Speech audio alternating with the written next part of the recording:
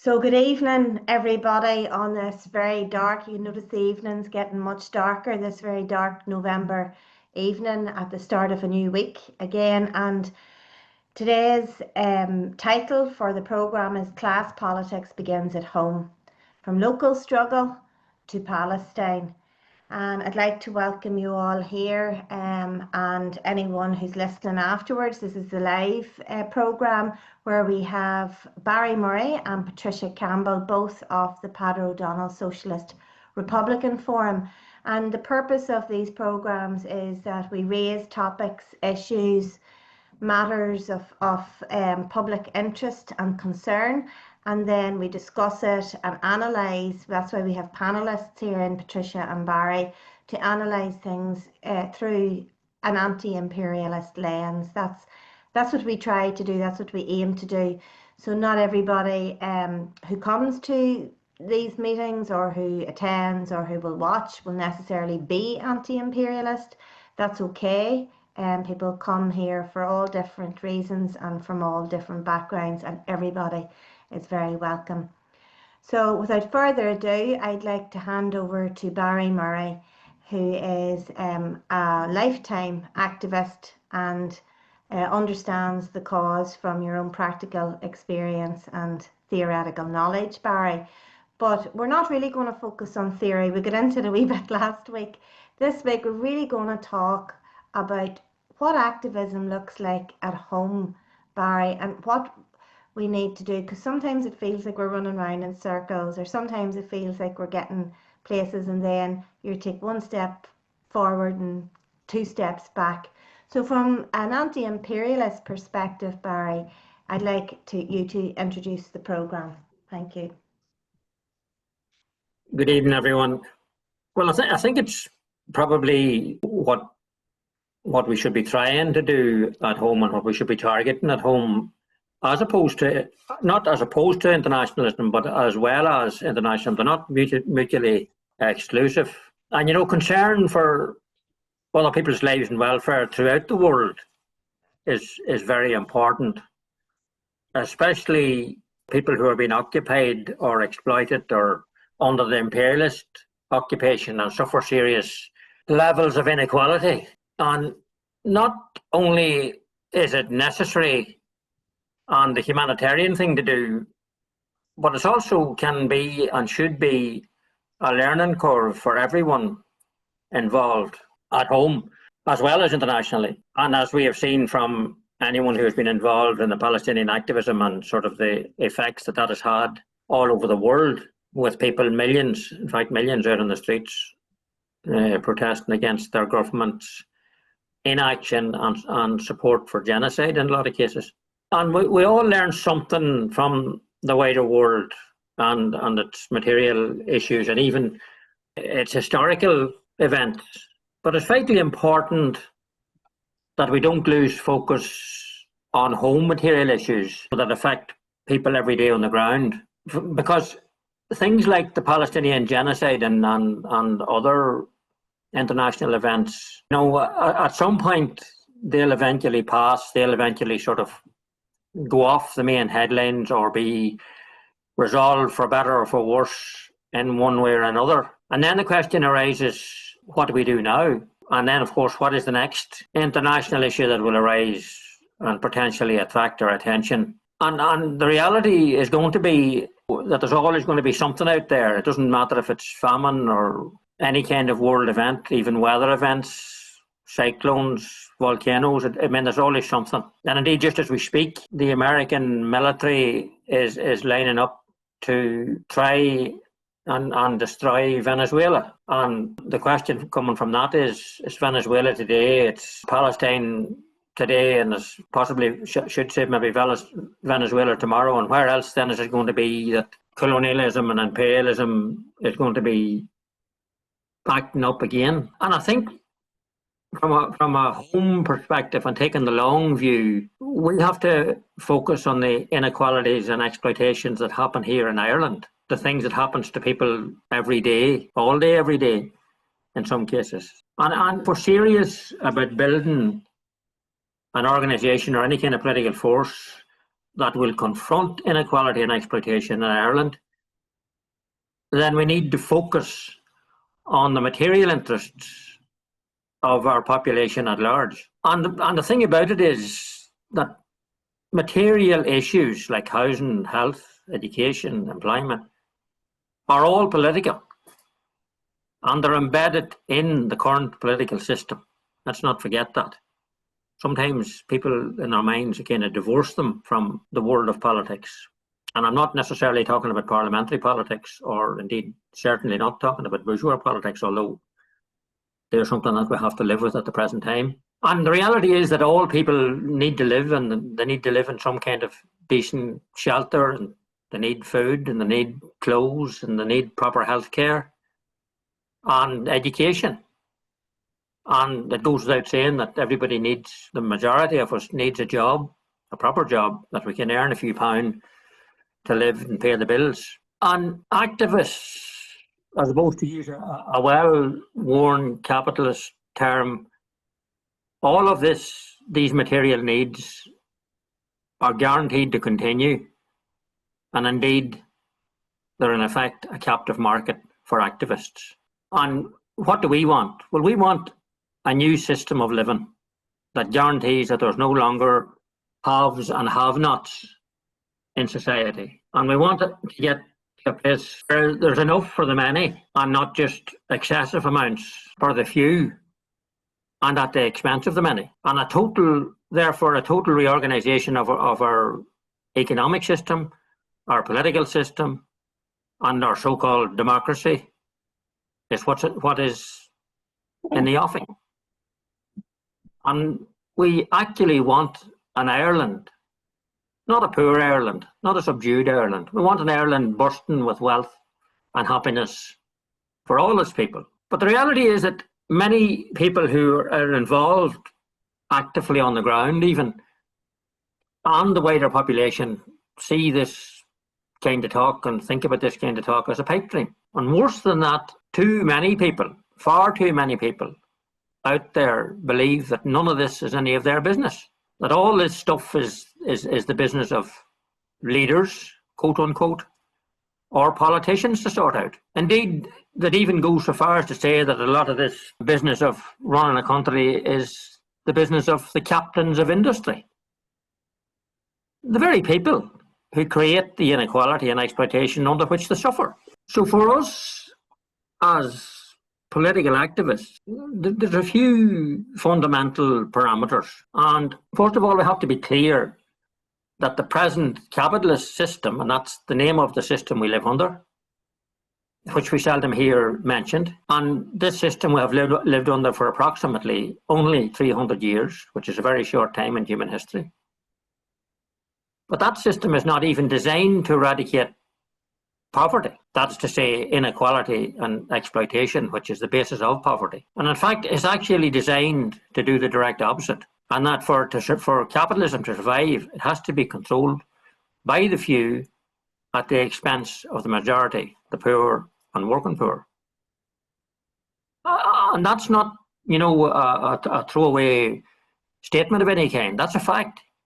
It's a scientific fact. It's provable. It's there to be seen. And another fundamental in all of this is that reforms, we hear about reforms, and governments and politicians and leaders talk about reforms all the time, and we'll reform this and we'll fix that and we'll tweak this and we'll tweak that around the edges. Sadly, that's never, ever going to create an equal society. And how do we know that?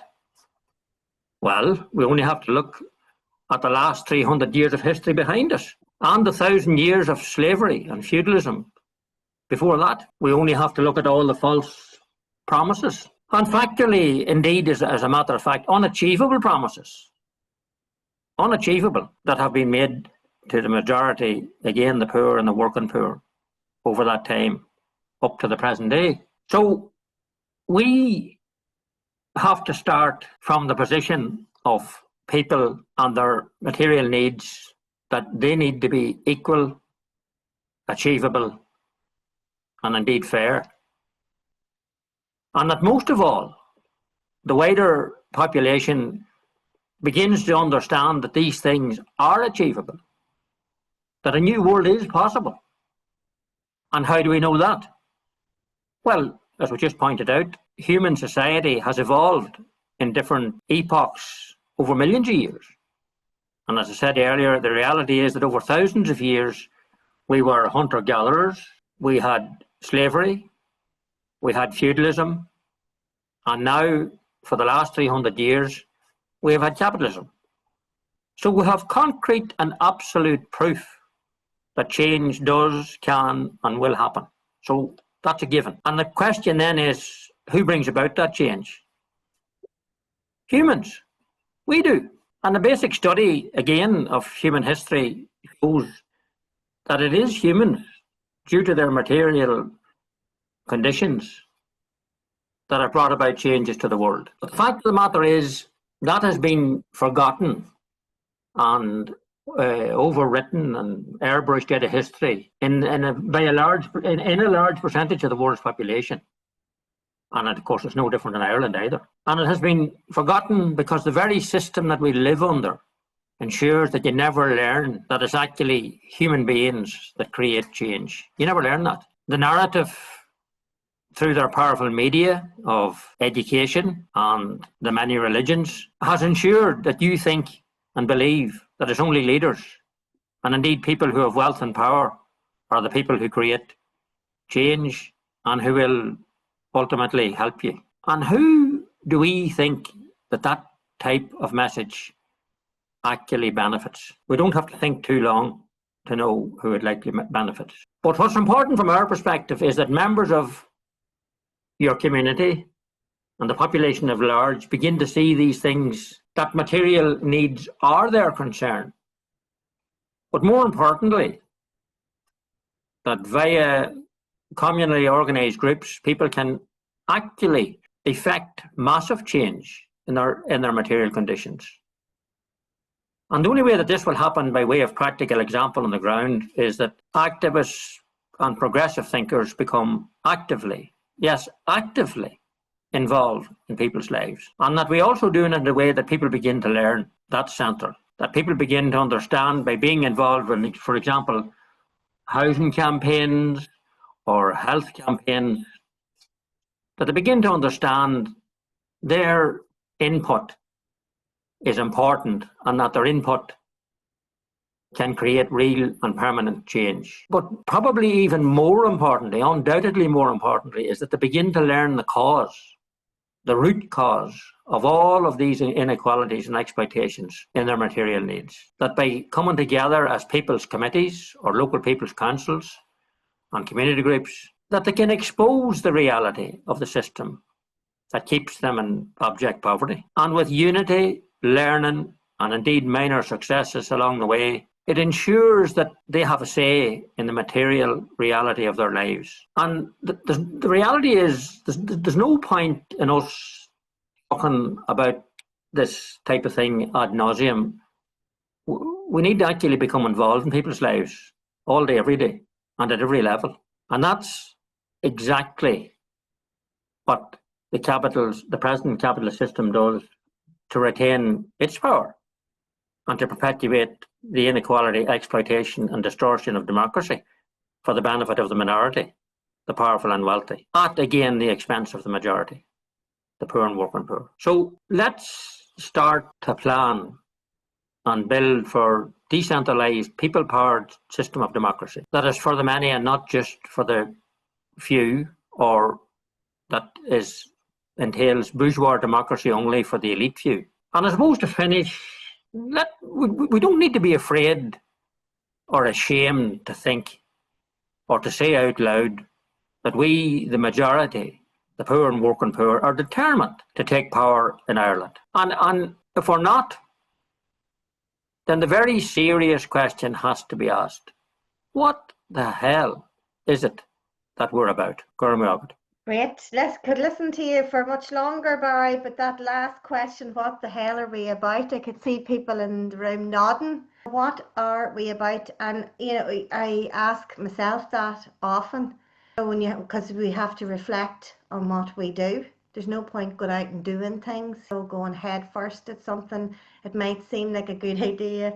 And that's happened myself, where down looking me and thinking back to my university days, just went running after what was the latest thing, like you said, Barry. Today it's Palestine, tomorrow it's Venezuela. What humanitarian crisis will erupt the next day? And in my naivety, kind of seeing that all of these crises were worthy of opposing or fighting for, and then years later you kind of go, where are we running to? And that faithlessness in ourselves, to actually, instead of running after others, to be ourselves the leaders and masters of our own future, and to take our own future back into our own hands. Patricia, I'm going to come to you because Barry has talked about the importance of community activism and being in people's lives, because I like that idea, Barry, where you say, because the capitalists and capitalism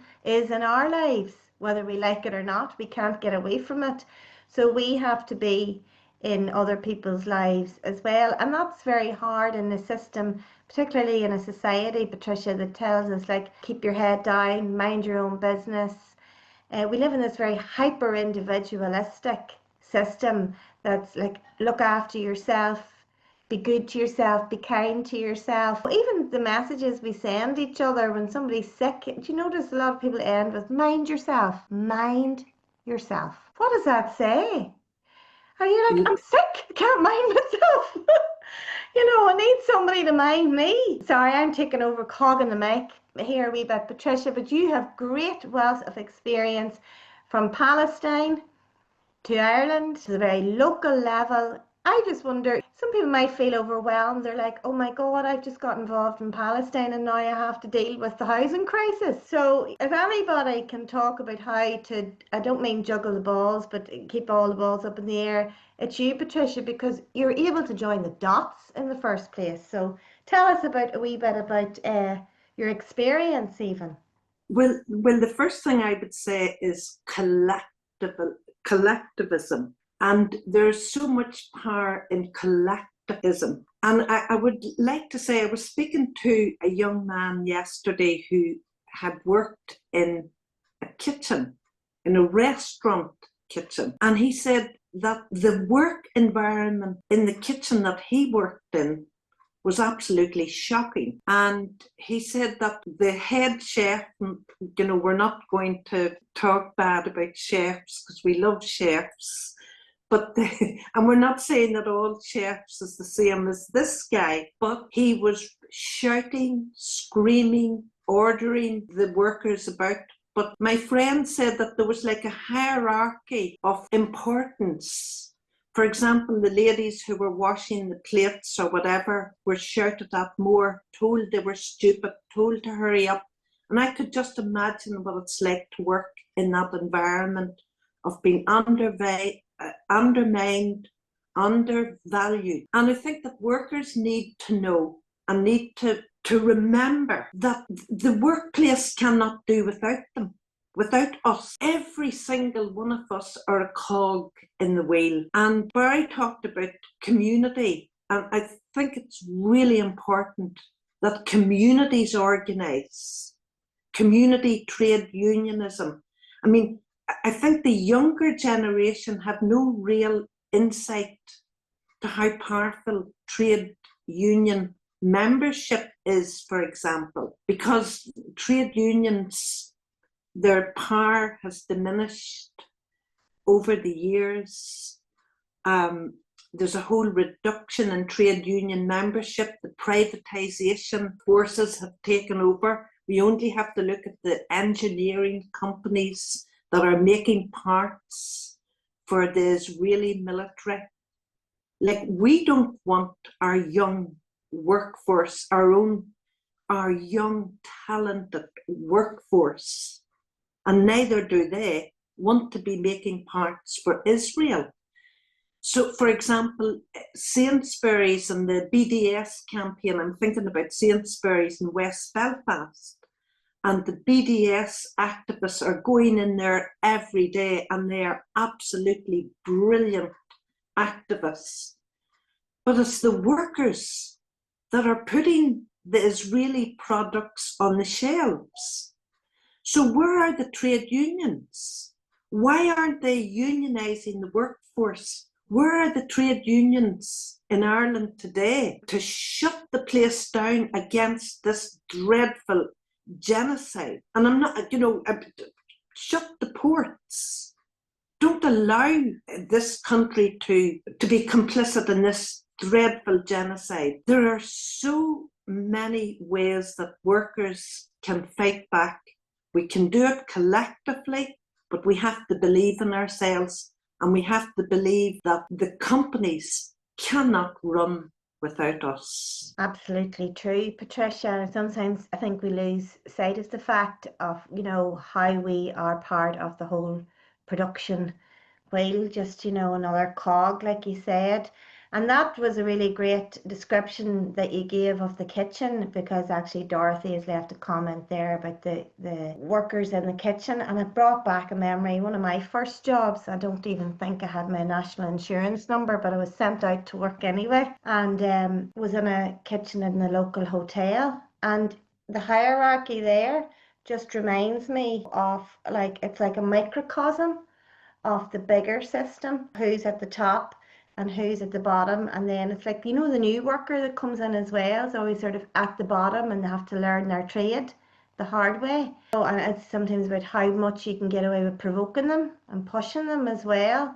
But I think even that environment reminded me, when I take a step back now, of like everybody was stressed. So even the guy at the top, who's a chef, isn't part of the ruling class. He's stressed to the hilt because he's got goals and targets to achieve. Whatever, 500 soups to bring out to a big wedding or whatever, on time. And then everybody below that, kind of, it filters down. But it's a good analogy, nearly, of that, the triangle of power and who's at the top. And these days, we sometimes think that it's the people in Leinster House or in Stormont or wherever it's in the top, but it's not. Barry, you said it clearly. It's the corporate boys at the top. It's the few big tech billionaire bros just up there creaming it off. Paul, I'm going to come to you. It's great to see you, because from the forum, and maybe any contribution that you'd like to make, and then we might open it up a wee bit more broadly to others who are great activists, or who are starting to engage or want to ask questions, maybe of where do we start, some advice or some tips. Go ahead, Paul. Yeah, thanks, Róisín. I suppose where to start? I suppose following on there from the title of what this Zoom is about, and follow on there from what Barry has discussed in great detail. It's kind of very hard to follow up from someone like Barry, because they don't really leave much else for anyone else to say. But I would suppose even at the minute, there's always got mass campaigns and stuff, and it's Palestine.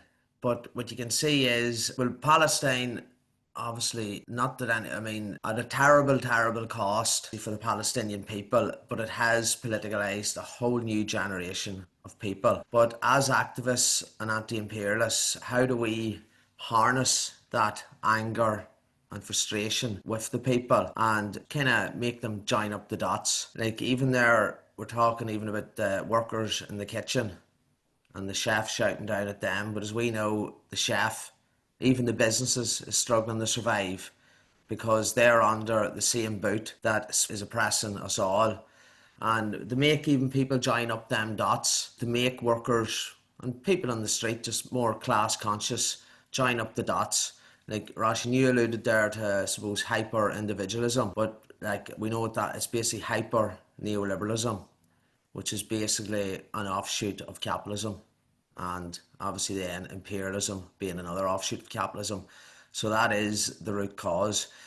But like, even there is, like, say, even how do we harness, going back there, repeat myself, how do we harness the anger and frustration of the people that's on the streets at the minute?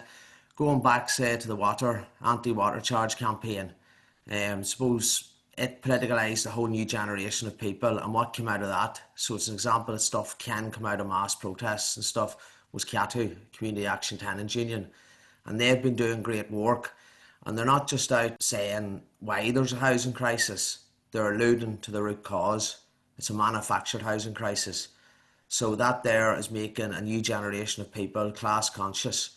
And then even say another campaign that, like, say, from me coming from kind of a socialist Republican perspective, and obviously I've been in circles of lots of Republicans and stuff, but I don't know how to say this, but my thing about Republicans, they're kind of like in love with kind of commemorating the past, but they've completely abandoned at times the fight for the future, and like they're not resonating with the people's struggles of today on the ground. Like a single mother, as you know, maybe struggling to heat her home. Does she feed the child or heat the home? But yet we're sitting like just the same rhetoric that's been said for decades. A United Ireland or Brit South or this, that and other. But as we know, what does that make to suppose some student that can't even get maybe accommodation in university, maybe working 3 and 4 jobs at the weekend. Again, some pensioner can't afford to heat their home. So we have to be able to make people in layman terms join up the dots, and to do that, there's no like magic wand. You have to be in our communities, joining up. There's plenty of campaigns already out there. Even say, for example, we all need unite against common issues. Like we all need healthcare, as we can see throughout the north here, particularly and in the south as well. Well, the south, it's probably been neoliberalism before neoliberalism even became a thing. But in the north here, you can see the deliberate dismantling of the NHS to pave the way out for the further privatisation of healthcare. So there is lots of these campaigns within our communities, but sometimes these campaigns, they're people in them because they say it's the right thing to do, but a lot of them isn't really. Even the people that's running them, they're not really joining up them dots. They're not seeing what's actually happening, and they're definitely not alluding to the root cause. So if people's not going to be told and it's not going to be discussed about the root cause, it's like the word even neoliberalism, it was never supposed to be mentioned.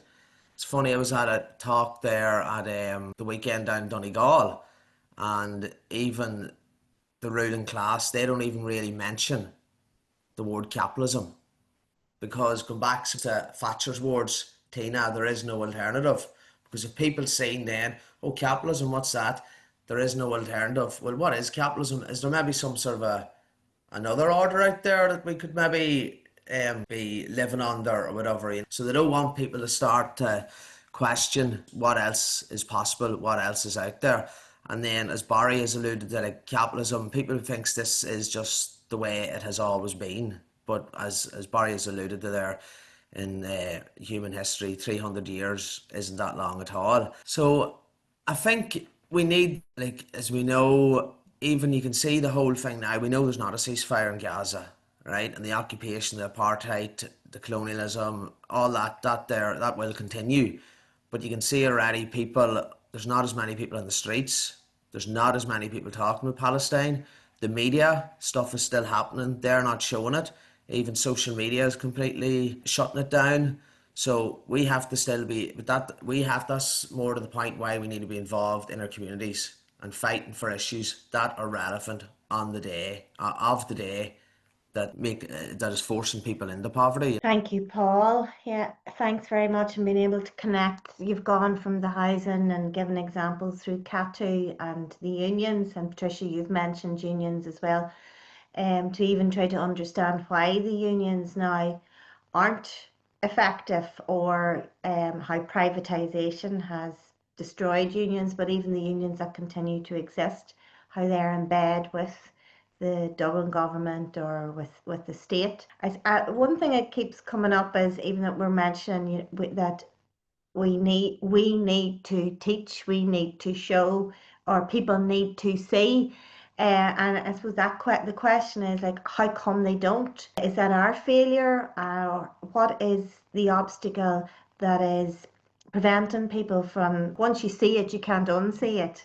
It's a bit like genocide. We cannot unsee this live stream genocide, but once you understand imperialism and capitalism, then everything becomes, the clarity is God, it's like a weight off your shoulders. See things clearly, you understand everything more simply, you don't have to do much research.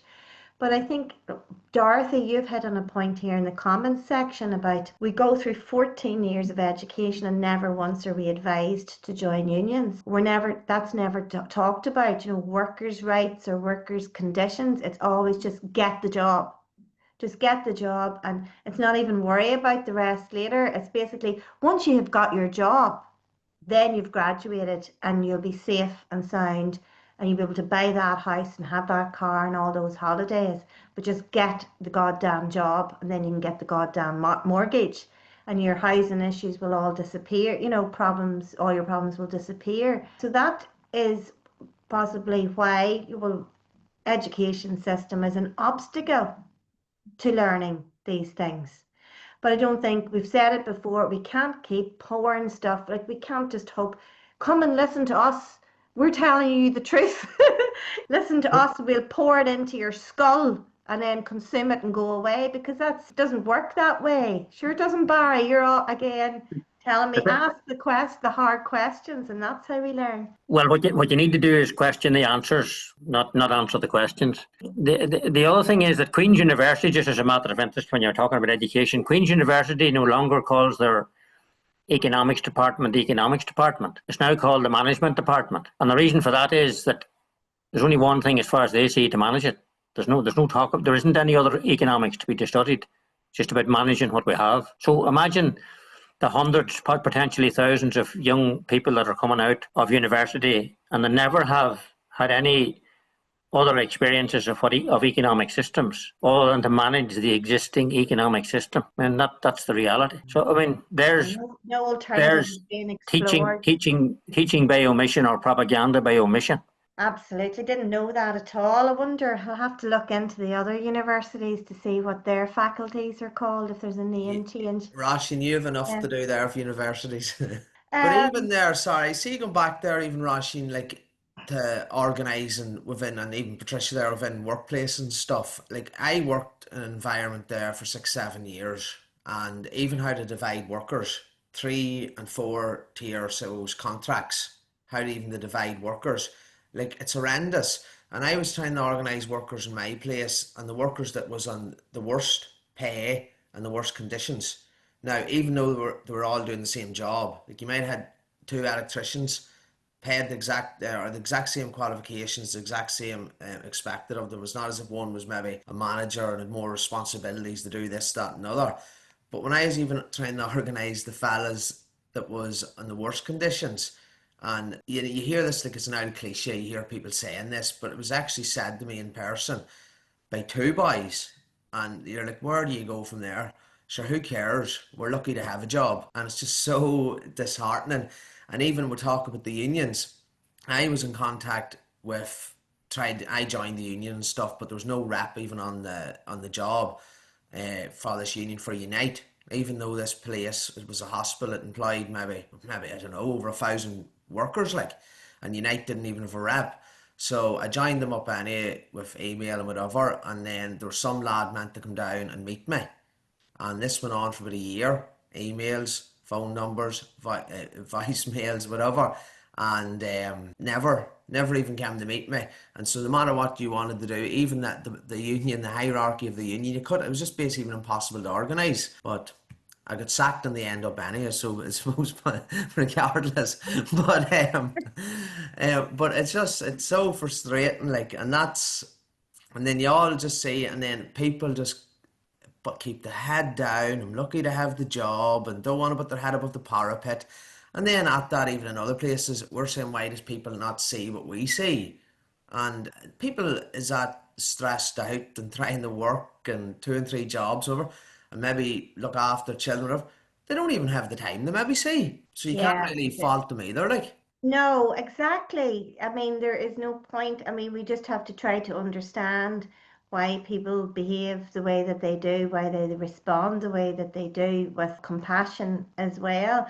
As much as we might be frustrated, you cannot, I mean, people will learn these things as they go, and it's up to us, I suppose, to help in the journey along the way as educators too.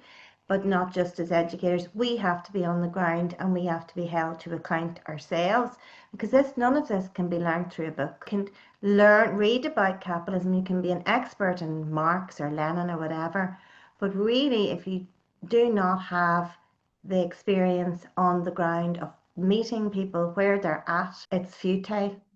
I'd like to just, there are really great comments on the side here. One from Diane, who says that one challenge is to overcome deeply embedded conviction in our part of the world that communism is evil and that socialism leads to evil, and so do trade unions. That is a big elephant in the room where we need to confront, and we need to look to history as well and the facts. And the West has done an awful good job through the propaganda machine and mainstream media to vilify and to make communism and socialism out to be some kind of a threat or a danger through revisionism and rewriting history for their own agenda. There's another message here from Kieran. I agree with Paul that in relation to Gaza, people may assume the genocide has stopped, when in reality the killing has not stopped.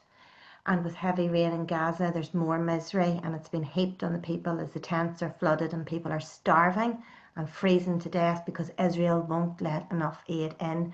And I think some of us who are in WhatsApp groups might have seen some of those horrendous images of people who maybe feel like, oh my God, the bombs have stopped and now the rain has come down, they're flooded. It's horrendous. And then this beautiful Arundhati Roy quotation, another world is not only possible, she is on her way. On a quiet day, I can hear her breathing. We need reminded of that too, Dorothy. So we do need the quiet space in our frenetic lives, as Dorothy said here, very well articulated, to actually breathe first and then look around and see the truth.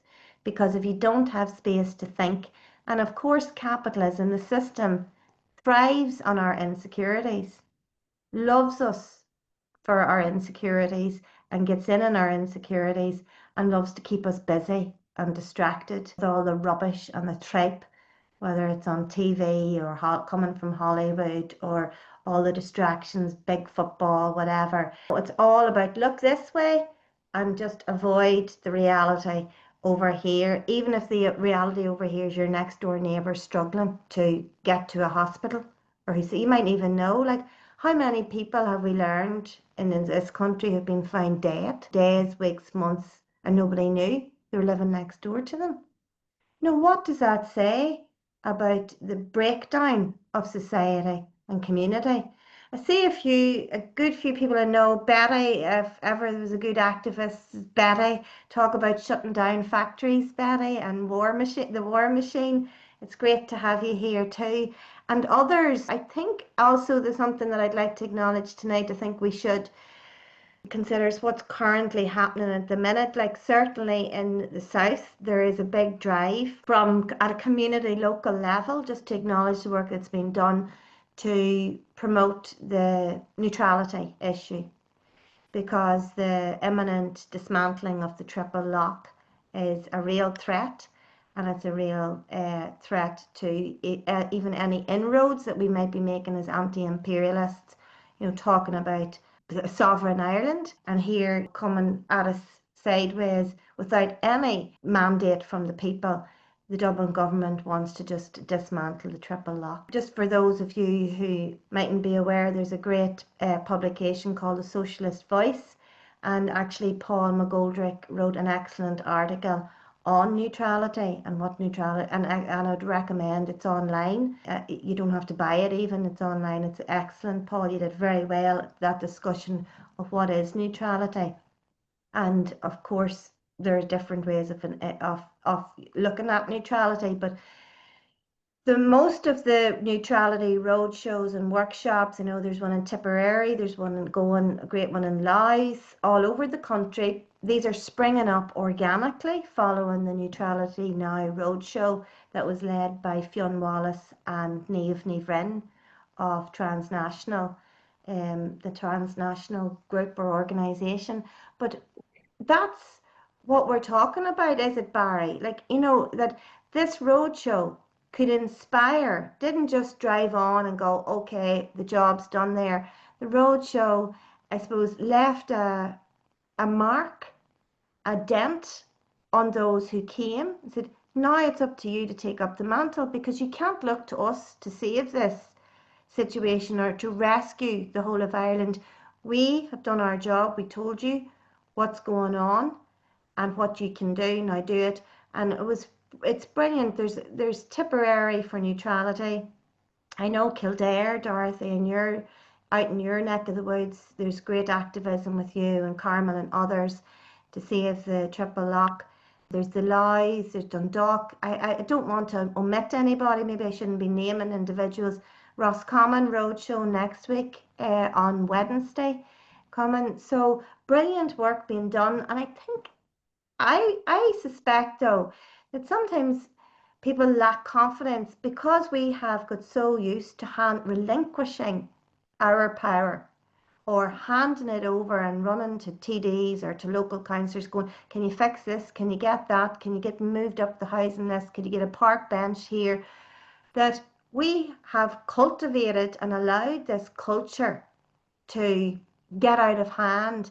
And what's absolutely brilliant with the neutrality now that's springing up and people on the ground is that we're taking back our confidence. Okay, I need to know the bare minimum, but once you understand the West and how the military industrial complex works and how it is part and parcel of the whole imperialist machine, you actually don't need to be like reading up on facts or figures. You don't need to be like academic experts. You just need to be human. You just need to know there's something not right here. All this money's been pumped into warfare. And that's why I can't get a doctor. That's why I can't get a house. And that's why my wages aren't going up. Or that's why I'm struggling in the groceries. I can't afford the groceries because it's a war tax. All of these with electric going up and gas going up. That's war tax actually. Would anybody like to come in and ask a question of our panelists or just make a contribution? You're very welcome. Rona, it'd be lovely to hear from you because you're from the Tipperary Neutrality Network, inspired by Niamh and Fiona. It would be lovely if you don't mind telling us about what you're doing. No bother. Hi. So this is my first time logging on with yourselves. Saw it last week on Instagram, inviting people. So I'm actually we're part of a Palestine Solidarity group here in Tipperary, and then so we had Niamh and Fionn come in and do the talk for us. And a lot of us then were part of the Connolly campaign for Catherine Connolly. And then the neutrality group was kind of like a continuity group of people on the left that were from all different parties and non-parties that came together then to look at the whole area of the neutrality and the triple lock. So where we're at now is so where we're at the minute is just we've an independent TD has a motion gone into our local county council. So we're kind of trying to get a petition going and stuff and that. So look, we're very new, and we're just trying to learn as we go along, but big hearts. Good on you, Rona. Very good. Brilliant. And like you say, learn as you go along. Yeah. I mean, you will learn. I think a huge part is networking, like with groups like yourselves, and like there's a wealth of information and loads of well-established groups there that can everybody share and help each other along, and hopefully can be united then. Like this is certainly a class issue because, as we know, it's never the millionaire billionaires' children who are sent to war. Yeah. Never. And history has shows us let's deal with facts and statistics. They're not on the front lines. We're seeing now today as Redmonites in the Irish Times, on RTE, like these academics, some of them in UCD, in Trinity, Jean Madé academics, who are also lobbyists as well. And they're being turned out as neutral commentators. What's neutral about that? And so, like, when we wonder about mainstream media and why the news isn't saying things, or why we're even confused by what we're hearing on mainstream media, it's because it's manufacturing consent in the most innocuous ways. It looks like, oh, these people look like experts. They talk the talk, and they've nice suits, and they look very respectable. They must know what they're talking about. And then that doesn't do anything for our confidence, because we're like, oh God, you have to be like that before you can open your mouth. Well, actually, we talk plainly. We don't talk gobbledygook. There are no contradictions in what we have to say. You don't have to go and scratch your head and look at a dictionary to find out what we're trying to say. It's very simple.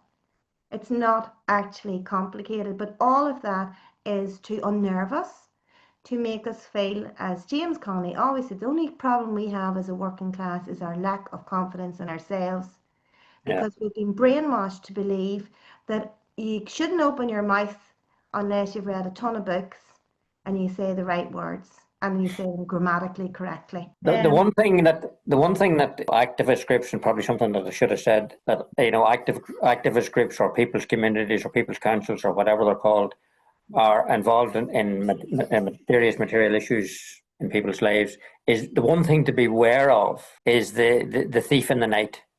And the thief in the night is the elected local politician or local business person, whoever, who will try and co-opt you. They'll say, well, listen, just leave that with me. I'll sort that out for you. Don't be going out in the street again, or don't be waving flags, or don't be shouting, or don't be doing anything like that. I'll bring it into the council, local council for you, or I'll bring it into the DAL or whatever, and it'll be fine. I'll get it sorted for you. And that co-opting by the system is something that is done all the time in every campaign.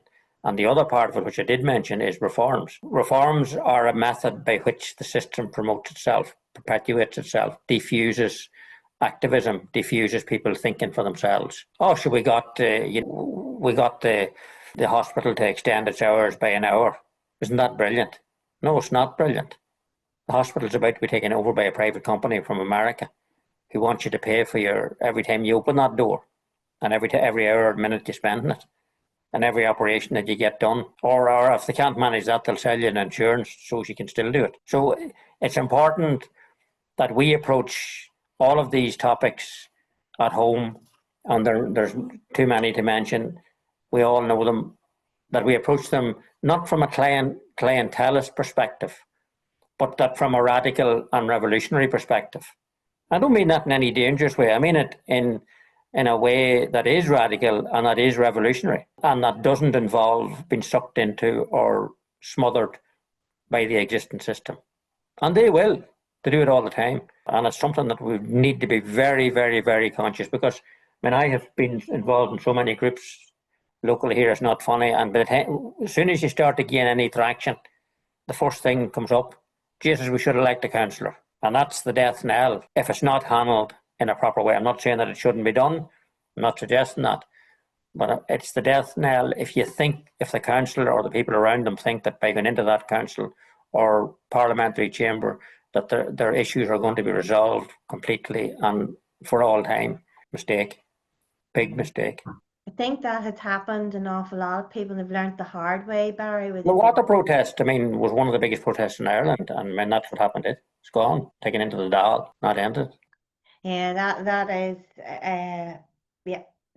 as Diane says, politicians suppressing community action, looking like they're going to be here, but it's happened myself even locally, like with environmental issues as well, way back, where we tried to work as a community, but then the local councillors and TDs rocked up because they knew that there was going to be a photo shoot, and that they heard that the Irish Times was going to be there and they needed to be in it. And it was just like, and then so many people saying that, isn't this great that such and such turned up? But where did it go? It was an opportunism, and it was actually coming up close to one of the general elections as well. So surprise. You don't need to be cynical about these things. You just need to be realistic about what is actually happening. So what do you think, though, Barry? I'm going to ask you, is that a complete rejection of the system. So Rona's new, other neutrality groups are new, and the idea of passing a motion in the council, like, would you be entirely dismissive of that, or? Well, no. I mean, I would be of the view that anywhere that you can use the system to your advantage and to learn how to use it properly. I mean, if you, just as I said earlier there, if you go in with the notion that they're going to help you and resolve your issues, that's the wrong approach. What you're there for, if you do become involved in, just say at a local council level, you're there as a platform to expose much further the cause of why you don't have a house, the cause of why you don't have a health service, the cause of why the infrastructure and the roads are in the state they're in, the cause of why the system wants to get rid of neutrality and introduce militarism and get us another step closer to joining NATO. That's the importance of, and those things need to be said by elected council. If you did elect a councillor from your community group or whatever, those things need to be said, and they need to be going in with a very clear political understanding that you're not there to perpetuate or prop up that system. You're there to undermine it and destroy it, because it's destroying us. And that's simply what it's about. And don't be ashamed to say it. I mean, if God forbid, but if I was ever elected as a councillor, I mean, I would have no difficulty in stating quite clearly why I was in that council.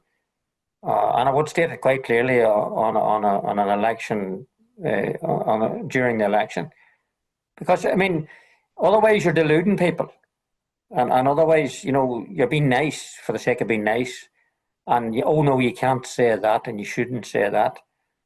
But the system has no problem making you work to the bone to try and raise your family and try and pay debts on a 35-year mortgage and trying to make you believe that you own your house when in fact you don't.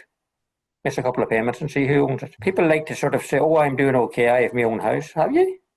What size is your mortgage? How long is it lasting? And I mean, that's not your house at all. And you won't own the house till you're an old person, till you're in your 70s or maybe even your 80s. And then it only takes a housing crash to ensure that you definitely won't own your house. And the people who... Yeah, Patricia and Paul, maybe Patricia, if you come in first and then to Paul. So, Rona, not to be disheartened, like you say, Barry, it's very, to make sure that it's not about playing the game and thinking it's going to be part of the system. It's actually to upset that system and to reveal the truth. Patricia, go ahead. I would just like to say one thing. We did have pretty good national health service in the north, in the occupied 6 counties. It was the one good thing we did have.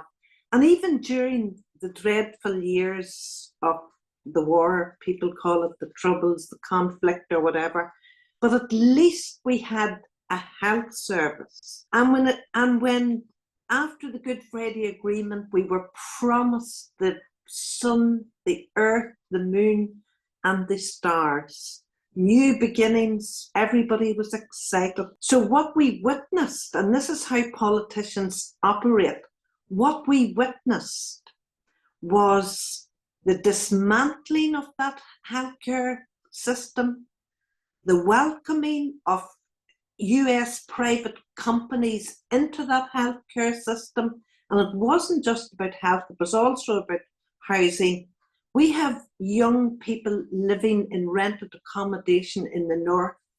We have young people living in squalor, and they can't even complain to the landlord because they're afraid of being evicted.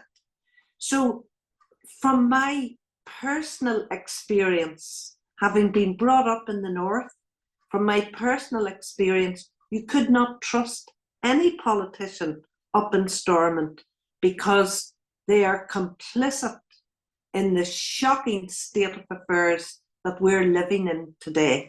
I'd agree with every single word, Patricia, and it has to be said and said clearly and unapologetically. Paul? I would just follow it up, suppose, even there from what Patricia said, like in the north, the Good Friday Agreement had probably achieved more than even the ones who designed it thought it would even achieve. They call it a peace process, but the reality is, I suppose, it's a pacification process masqueraded as peace. But even there, Patricia, going on about the NHS, and then we talk about even the militarism and the drive of the comprador class in Dublin to send, once again, Irish sons and daughters to fight in imperialist wars. So we have to be mindful, like, even Róisín, you alluded to Redmondism. So a lot of them young Irish lads that went out and fought and died in the killing fields of Flanders, whatever, for empire, it was the social and economic conditions of that time that forced them people to go there. The pure hardships of, at that time, it was obviously capitalism as well. So, and again, you could say that them conditions, they do exist now, and it's going to get worse for youngsters. And the Dublin government, they'll go even further to deliberately create them systems for young ones having no jobs, they've mortgage debt and whatever, all sorts of debt. So you can see, oh sure, go out here, we'll join PESCO or we'll join EU military army or whatever, and we'll be fighting and dying maybe in God knows where.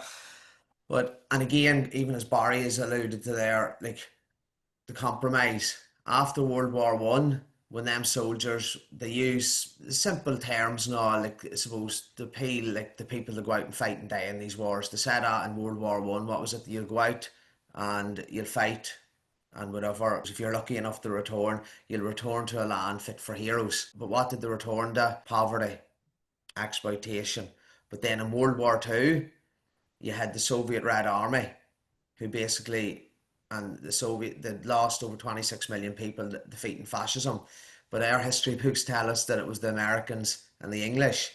And then with the rise of communism at the time and the strength of the Soviet Union, the working class soldiers that was returning from World War Two, the ruling class knew they could not have these soldiers returning like the soldiers did after World War One to poverty, and they feared a coup. So what they done was they compromised. What did they give? So it was called the welfare state, social housing, more education for children, the NHS. It was a welfare compromise. So we always have to be alert to how that ruling class, they will compromise in order to sustain their own power, their own influence, their own hegemony. And like, so we always have to keep going on about the root cause.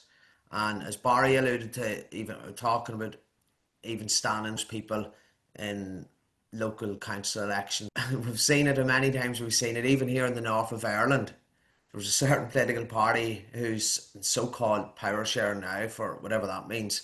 They went in there, they were going to pull Stormont down.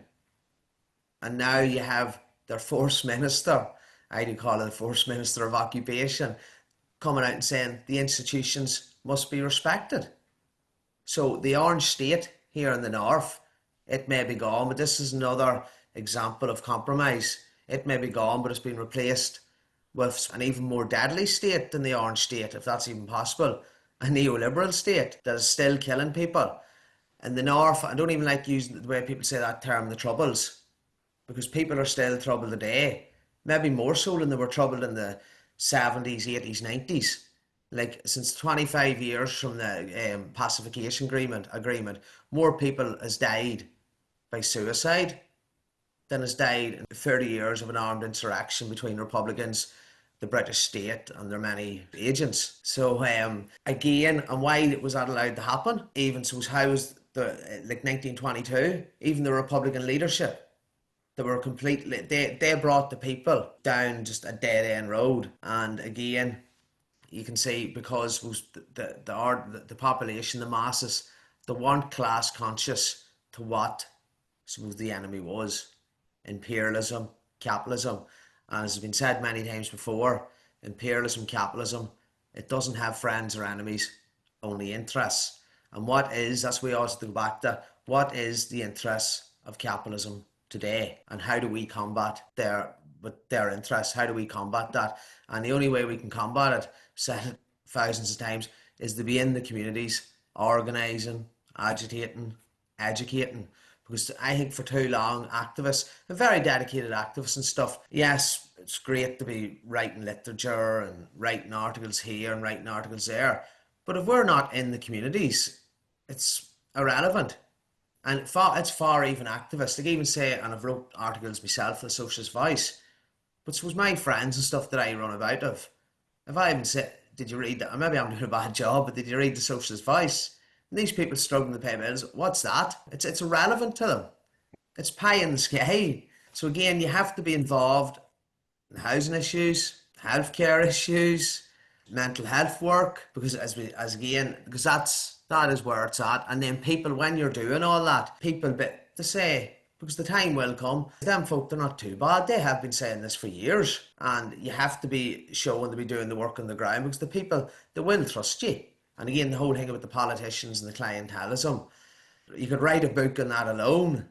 Thank you, Paul. Yeah, you're right. I think like you're a great writer and an activist on the ground as well. But yeah, I mean, you can't force them to eat our articles, like eat that and you'll be converted. We must interact, we must engage, we must also show who we are, not hide our faces.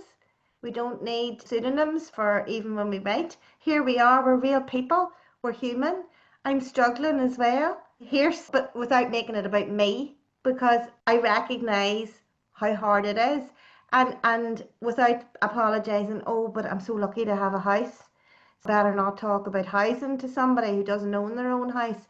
It's about meeting people where they're at and not apologising for being able to be an activist as well, but not to be patronising and getting that balance right.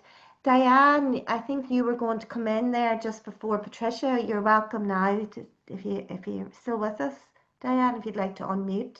And apologies for earlier, because I was active on the ground giving out leaflets in town. That's why I got on the bus, and so I better tune in quick. So sorry I wasn't muted when I first came on. No, that's great, Diane. And how did that go now that I have you on speaker? Yeah, it went well. I mean, I find if as long as you keep smiling and you're nice to people, most people will take a leaflet. We had on the chat, we had a really bad racist attack in West Belfast. And we did a rally yesterday, and we printed over 100 leaflets for yesterday, and they all went, I reckon, it said in the Irish News there was 60 to 80 people there, but there must have been well over 100.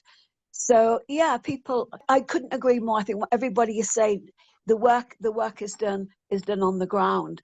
And it's interesting because I'm working with we're volunteering with refugees and asylum seekers, and the women who are the most effective are the women from Sudan who are in the Communist Party. There you go. In Belfast, Diane? Yeah, in Belfast, yeah. Isn't that interesting?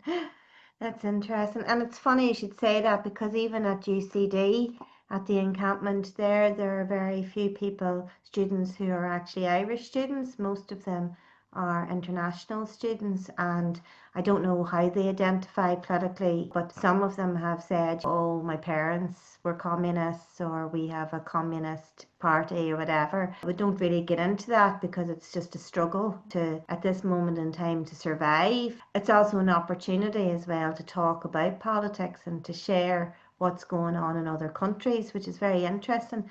But some of them have actually commented and gone, oh, what about the rebel Irish? Where are they? I'm like, I think they're in the pub maybe. But that's a serious question too. Where are the revolutionaries? Yeah, Róisín, I think that I'm really interested when you said that about the students, because can you imagine any student here saying they're a socialist, or certainly not saying they're a communist? And this is the whole thing. If you go to the global south and other countries, communism isn't a dirty word. And I think this is one of our. I really do think this is one of the major problems here. That if you say I'm on the left or I'm socialist, and the assumptions are really, really negative, and it's unbelievable here. And that's how I got involved with these with refugees and asylum seekers, because I met a woman from Sudan, and she was just in conversation, getting along fine, and she says, oh, and I'm a communist. And I nearly died, because I'm like, God, you're black. That's already a disadvantage over here, but telling everyone you're a communist as well. And we were laughing about it. But it's the fact here, you wouldn't tell people, would you, that you just met I'm a socialist even. So I think that's important, and I think if we can change that. And what's interesting watching these women who are communists and watching all that they do. Remember, most of the migrants, it's a women's collective I'm with, and most of them would be quite devout Muslims. So these women who are helping them and doing all the work, there's no better way to show them communism is not something. These women are there working for you. It doesn't matter whether you've got a religion or you haven't got a religion. But I don't know how we get there. Barry might be able to tell us. I just don't know how we get there. No, it'll not be simple. But I mean, the reality is that we have an opportunity and we are capable of working with people on the ground, just as you do, Diane, and many others. And the issues are there. The issues will always be there as long as we have capitalism. So, I mean, there is no quick solution.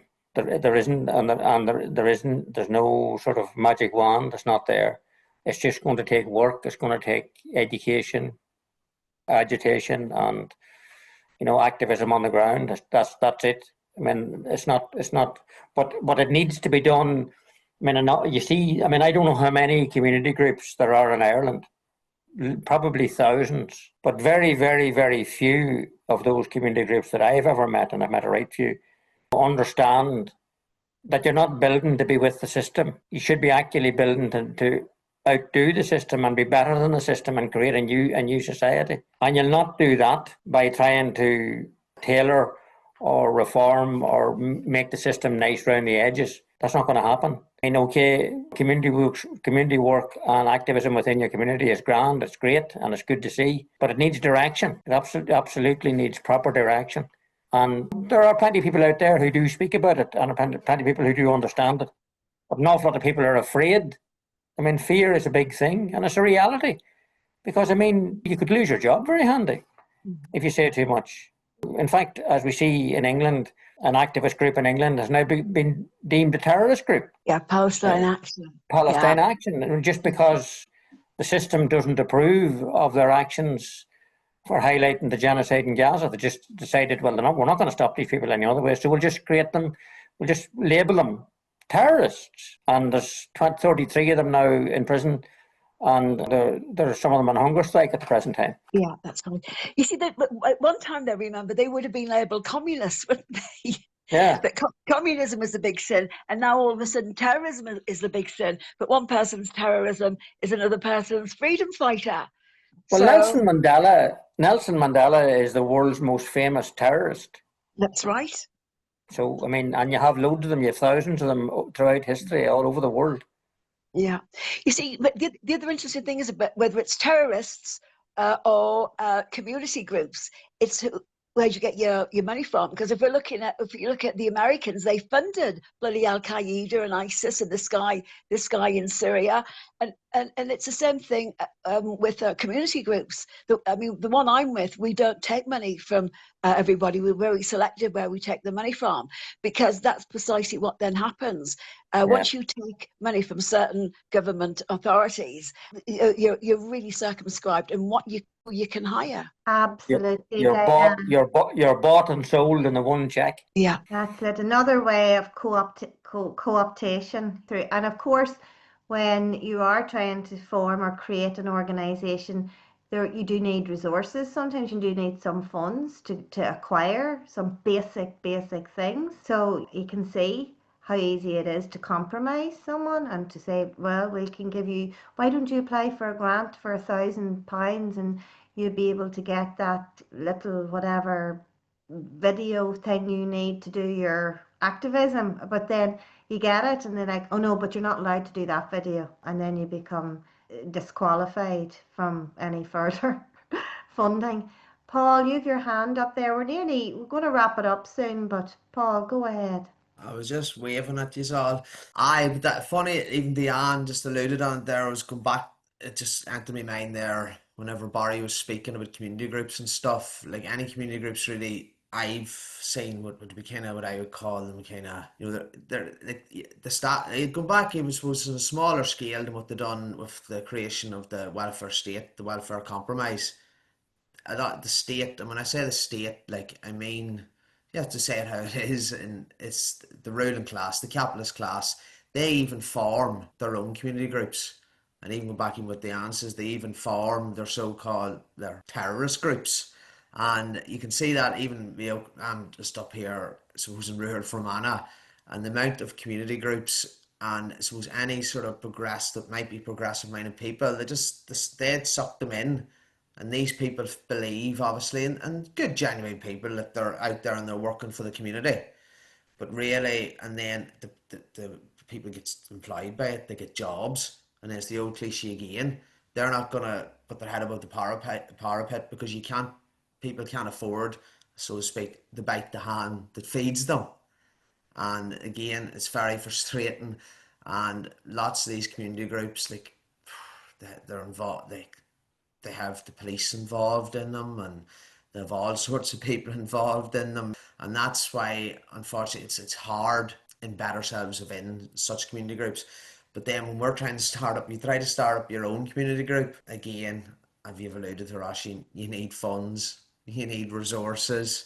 But these people over here, this community group, they've got all the funds, they've got all the resources. But it's like the old, I seen a thing there the other day, it's like it's a great noble thing to do, isn't it? To donate money to charity, put money in a collection box. But if you actually want to overthrow the system that creates the need for charity, you're somehow the bad person. You're a communist. Yeah, that's the thing, and that's, you could feel like, it shouldn't be a competition, but some people are maybe more attracted to go where there's comfortable activism because it doesn't require the same sacrifice. You Actually, have first-hand knowledge of that, Róisín. Rona has just made an important comment. She said Seesaw, which is a fantastic community group in Tipperary, they were at a talk that they did. She was at a talk that they did in Nina recently, and they spoke how they take no government funding for the very reasons that we're speaking about, and they rely 100% funding from each other, supporting each other. But I have to say, like, there is great wealth in being poor and not having a lot of money. Nobody can twist your arm or say where you don't need an awful lot of money to do things. I promise you, you don't. You don't need to even get banners printed. We can get them printed for you for free. We have a painter who'll make them for you. No, but we have to go back to like, what are the resources we have? What are our talents? What are our gifts? What are we good at? We have the resources within ourselves. You don't need an awful lot, actually. We don't need glossy, fancy posters. You need a cardboard and a marker. But you do need a message. You do need a message. And you need, that message isn't just like, I am anti-genocide. What does that mean? What do you want? What's your demands? And the most revolutionary thing, don't forget, friends and comrades, the most revolutionary thing that you can do is to speak the truth, and that costs nothing. Unless you're Palestine Action. Well, unless you're Palestine Action, you're right. But I mean, the more of us who speak the truth, the more of us. Yeah. You can't lock us all up. Yeah, well, this is what's going to happen, in Britain, where they've arrested over 2,000 now, and they reckon it's going to clog up. And so more and more people have said they're going to go out on the streets, they're going to do more actions, more people on the streets, because it's going to clog up. It will clog up the system. And there's one guy, he's a lay minister, he was arrested, and he was holding up a placard that said, I do not support Palestine Action, but I support the right to support Palestine Action. And he got arrested. He got arrested for that. It's going to the point of absurdity. And even the United Nations has condemned Britain now for doing this. Saying that this is enforced disappearance, and so they've got themselves in a right mess over this. And it is an opportunity, isn't it? Really, that what we have at the moment. I was saying earlier to Barry, what do we do? How do we change the mindset that socialism, communism, the root of all evil? And I do think linking them to peace is key right now, because what we know is, you can link this genocide and all genocides, everyone that there's been, to capitalism. And right now you've got the European governments are all saying they're going to spend 5% on their economies. And I was listening to a podcast with Varoufakis, and he was saying, because they all think military Keynesianism will work, he doesn't think it will, but he thinks it might temporarily work. But the whole point is, if we're going to spend more on money, that means more austerity. It also means more weapons, more young men joining the armed forces. And once you've got all these weapons, you're going to have more wars. I mean, this is one of the reasons that they're demonizing, I think Russia so much. So if we can link peace and socialism in people's minds, I don't know. We have to think it through. We have to think, how do we change that narrative? How, apart from action on the ground, community groups, but also to make people recognize that capitalism is not the only alternative, because that is the problem, isn't it, really, that people do think that. And also that you cannot have peace without liberation. I think people jump very quickly from war to peace. Like it just happens, or like the peace process that we talked about in the north, that's peace. But actually peace without justice or isn't peace, or if there is no liberation, if you're not liberated from the tentacles that are keeping you bound to your mortgage or whatever, or to your employer or whatever, making you a wage slave, well then that's not peace. Like you said, Paul, look at the number of suicides. Like that is a very important fact to remember. The civil rights campaign in the north started largely about housing, was one of the major factors of it. And today in the north, after 27 years or whatever of peace, there's now 40,000 people, 40,000 families actually homeless in the north. It's now proven, Barry, and it's said, like the statistics show, that there is now a greater housing crisis now than there was at the beginning of the civil rights campaign. Like that's, and there's 31,000 houses empty in Belfast. Land, and we know who owns a lot of them houses, who that company Northern Properties linked to, so that says it all. It's no secret, it's out there now, like. But I suppose that's the neoliberal state, the landlord state. But even I do come across people there that see that you're involved in activism, and you might talk about socialism, and they're completely affected by the anti-socialist, anti-communist propaganda, and they try have a go at you, but like they're probably the more to be pitied. They don't understand. But when you just go back to, use Castro's quote on them, show me the successes of capitalism, where are they? And see the people that saying you this socialism doesn't work, they're up to their fin eyeballs in debt and stressed to the hilt. You know what I mean? The irony in what they're saying, like. Well, socialism works perfectly for the powerful and wealthy. That's the odd thing about it. Corporate socialism. Because I mean, they get their grants from the state and from the government at every turn of the road. They also get excessive tax concessions, and their imperial armies bludgeon people in foreign countries to sell their product. So there's any amount of corporate socialism that we don't talk about, or that's not spoken about. We would talk about it, but it's not generally spoken about. And the other thing, to just finish on Diane's point, I mean, it's neither bourgeois peace or their wars that we're looking for, but liberation. Yeah. Barry, I would vote for you. Me too. Anyway, I'm going to leave the last words to my sister, comrade Patricia. You have the final words to close us out tonight, Patricia. Oh, right. No pressure.